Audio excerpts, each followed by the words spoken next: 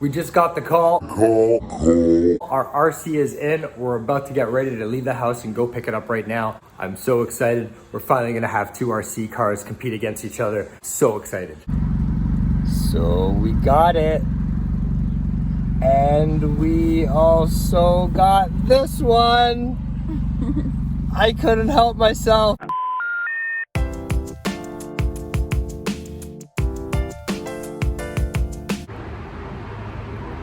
Check it out.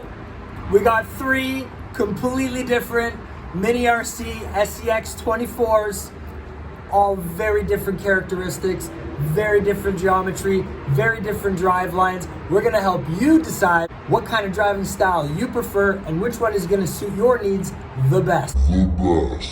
And before we get started, let me introduce the test center. Starting off at the yellow flag, we got what I like to call Crocodile Mile. Not very deep, super shallow, and should be quite easy to get through, showing off the differences in width and heights and bumpers and things like that in our vehicle. Then past the last yellow flag, we have the Crazy Crawl Wall. This thing is quite the angle. It's hard to tell, but you'll see once the trucks are up there how angled they are and how hard it is for them to stay on. Then we head to one of my favorite parts of the test center, one of the most technical parts, something my brother-in-law likes to call the trench. It's a super hard crawl. You have to be very, very accurate with the lining up of all four tires of your car. And as you can see, there is a pretty large wall climb there. It's the total height of the tire, and it'll have quite the time getting up there, as I've witnessed already. Then we have the green section, which comes into different types of stone, a little bit of grip, a little bit of sleet, onto an articulating section slash turn. Over and around our very last turn, finishing off our testing center. We're gonna head through each section car by car so we can do a nice direct comparison. Once we make it to the next section, the cars will change again and you'll see each car make it through, therefore giving you a great comparison in size, weight shifting, and overall dimension of the car. Things like being top heavy, being low to the ground and grippy. You're gonna witness it all coming right up. So I figure we start off with something nice and familiar, our good old-fashioned buggy, which we know how it moves, how it tips, how it crawls, how it does all the things. So we're gonna get through this part with our buggy. That way you'll have a pretty good comparison as to how the other machines make it through, since we're so familiar with how this one works.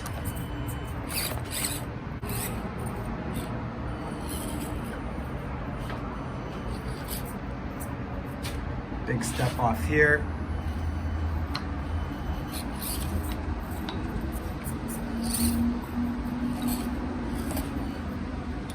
Now let's see the bumper clearance. This is something we're going to want to see in all the vehicles, the difference in bumper clearance. Make our way up.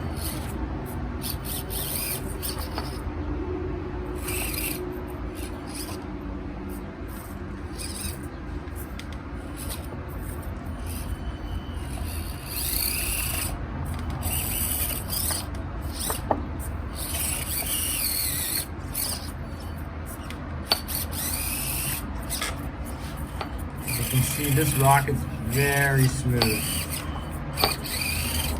and the buggy having some trouble getting through. Try that one again.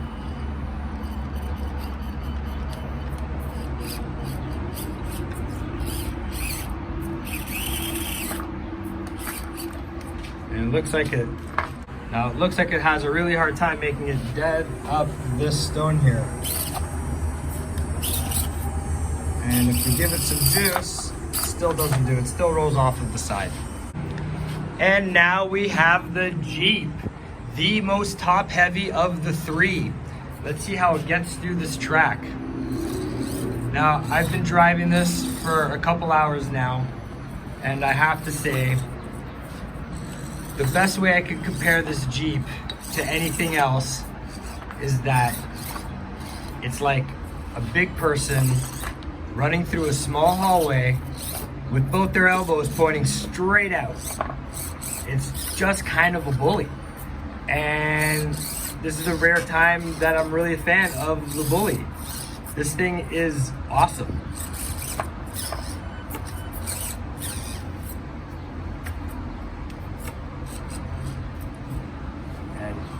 being able to make it up here that the buggy couldn't make it up there. So although it's top heavy, it's just a heavier machine in general, therefore it adds more downforce and grips that tire a lot better. And now we have the 1967 Chevy. I know a lot of people have been waiting to see this one. It is wider than the other vehicles. It is lower to the ground than the other vehicles. It has smaller tires than the other vehicles. It is a very, very different vehicle than the other two that we've been driving. I'm gonna set this guy on low. And it's a really interesting thing with this truck. Even though it has a smaller wheelbase, I feel that it kind of just muscles its way through anything and rocks and sways itself back and forth until it can find a crevice and just kind of does it. So I just laid on the gas there and I just kind of swiveled back and forth. Let's see if it can get up here. The Jeep could get up here. The buggy could not get up here. Something tells me that this is gonna have to go around.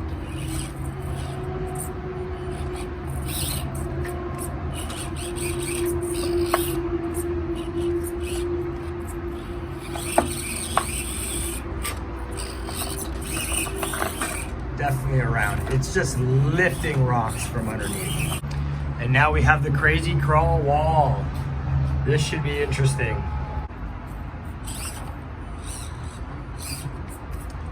No problem over the sleet stone at the bottom. I know it doesn't look very sleet, but it is coated with a very thick layer of stone dust from job sites.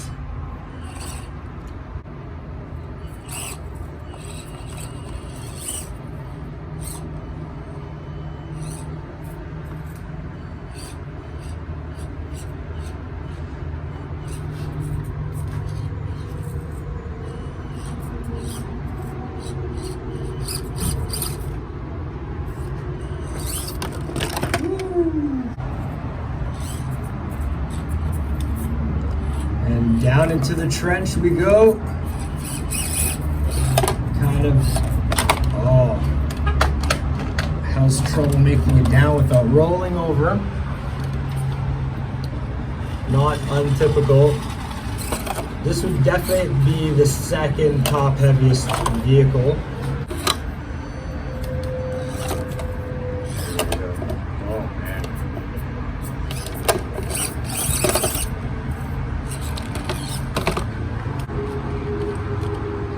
Having to choose a very different line than I normally would.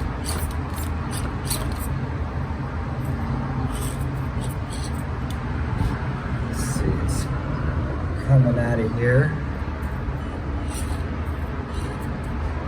Now we have the big climb. Now you see the bumper clear is nice. And we're up. Front, we got some drag in the body in the back, and we're up.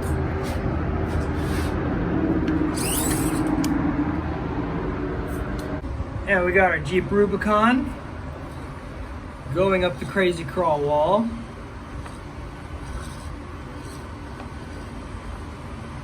It's called this thing a bully, and you'll see why in just a second.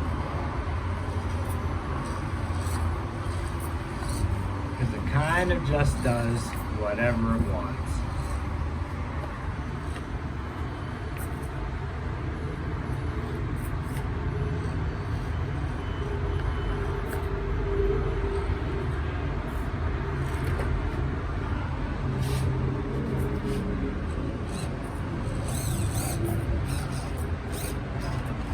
It's pretty cool. I'm actually backing up in order to get that straight line. Trying to get this back tire to fall just inside because that'll ensure I have a perfect line set up. But it catching on the back. Let's see how it handles it, and doesn't tip over quite as easily as the buggy, which is very, very surprising. And let's see how it handles this wall climb. We're getting some rub on the front bumper there. The front bumper is initially set a couple notches more forward than the bumper on the buggy, which is very, very strange to me because I don't know why you'd want the bumper to get in the way more than it already does. But that's just the way it's set up. And maybe it's to give the vehicles a different feel from one another. And I have to say they accomplished that feeling because these things feel very, very different than one another. And now we have the Chevy going up the crazy crawl wall. So far the vehicles have been set into first gear. Nice and low. The smaller tires do have a little bit more of a problem climbing those steep inclines. And overall just having a little bit of a problem there, but not a whole lot. Once it grips, it really, really grips. It sticks to the ground a lot better than the other vehicles I find. And I don't know if that's because the tires are smaller and there's the center of balance is maybe a little bit lower, but it definitely makes a huge difference. This one a lot harder to line up perfectly. And let's see if we can get it forward without tipping it. I don't know what's happening in that corner. We got some major interference in that corner. And ooh, a lot of crunch happening in that back tire. Tons of suspension happening right now. Very cool to watch. And it made it.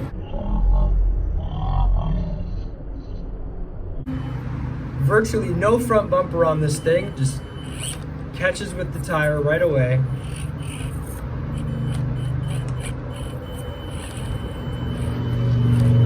And you can't tell, but it's on an extreme angle right now because the back wheel is in the trench, as it was aptly named. Good job, Ontario. So what we're gonna do is we're gonna kick this guy. Actually, we're crawling out of it in first gear, but we're gonna kick this guy into second gear. All right, we're in second gear now. Let's see if we can get out. We can. We're not completely out.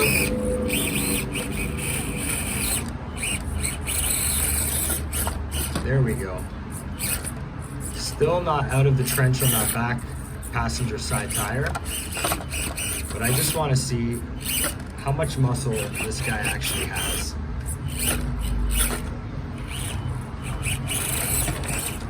Wow. And it got out. I mean, we're hanging on the center of the tire frame of the car, but it got out. And let's see how it wall climbs, shall we? So the bumper, just a little bit of contact there before the wheel can get there.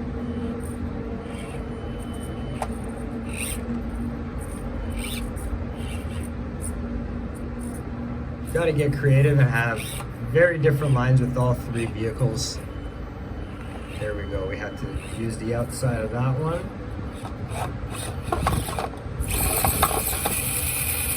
Seem to be having a problem getting up this wall. And I'm lining it up very, very fairly. Let's see if we can catch the inside here.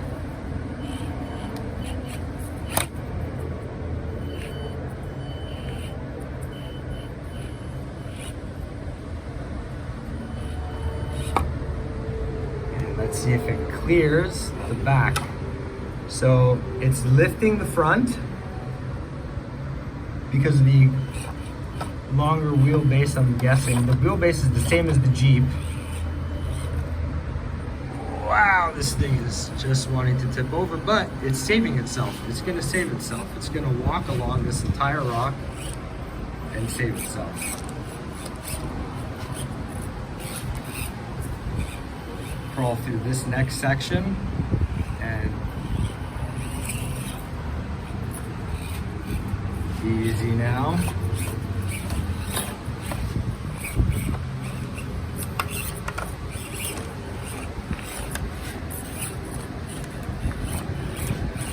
Making it through. and done.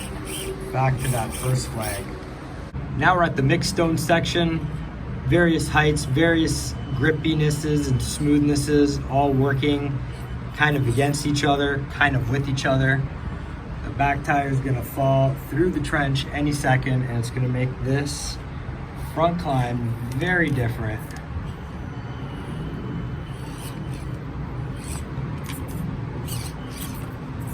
And definitely the lightest of the three would have to be the buggy. Now, I would have to say that the buggy is definitely the lighter of the three vehicles.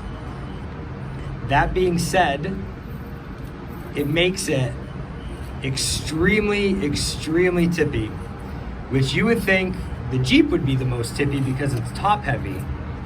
But because this one is so light, the second one of the wheels are off the ground, it's so prone to just going right over that you really, really have to think your lines through in terms of, well, I mean, every machine works this way. You got to think your lines in terms of your weight, your geometry, the physics that come into play. And I guess that's the benefit of having three different ones to play with, is that you find out that they're all different from one another, and they really, really have their own characteristics, and they kind of cater to different driving styles, whatever it is that may be. It's a really hard section to get through right here. That was in first gear. I'm gonna hop it up into second gear and see if some of this can just get me out of the situation. Not nicely, apparently.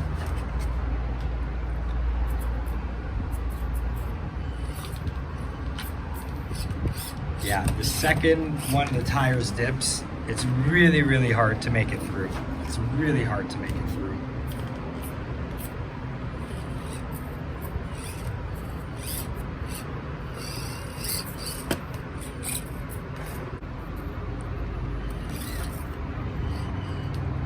Catching the front there, but having no problem getting over. I mean, this guy is a great crawler. This buggy is just, it's so much fun. It's such a good crawler. And back up on the big rock. Now, one of the great benefits of having a big body such as the Jeep is being able to use it to get through obstacles. A lot of the times when you think you're gonna tip over, the top of your Jeep will actually catch onto part of the rock or the course or whatever it is it may be, and prevents it from tipping over.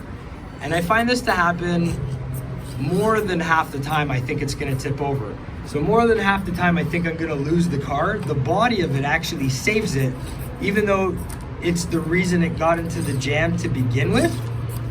So as for example, right now, I should have tipped over about twice, but the Jeep just refuses. It says no, and it won't tip. It just keeps going. And like I said, it bullies its way through the course. It just has this way of making it through. The back wheel looks stuck, but I'm gonna pop it into second gear, and I'm almost certain that it's gonna get out of this. Just like that. Two little squeezes of the button, and it's completely out of that situation. I love the way it handles. I love how the suspension handles with the unsprung weight. It's definitely my favorite of the three. They're all fun, they all feel different, they all have their uses and their places, but I feel the most all-terrain, reliable one would have to be the Jeep Rubicon, but that's just me. Well, that's it for the test course. You've seen how they handle. Now you make your own decision.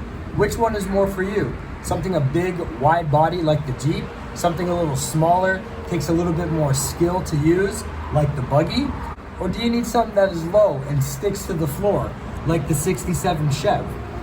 All very, very cool, all with their own unique personalities, different characteristics, ride heights, everything. Everything about these is different. I think the only thing that they have in common is the wheelbases of both the buggy and the Jeep.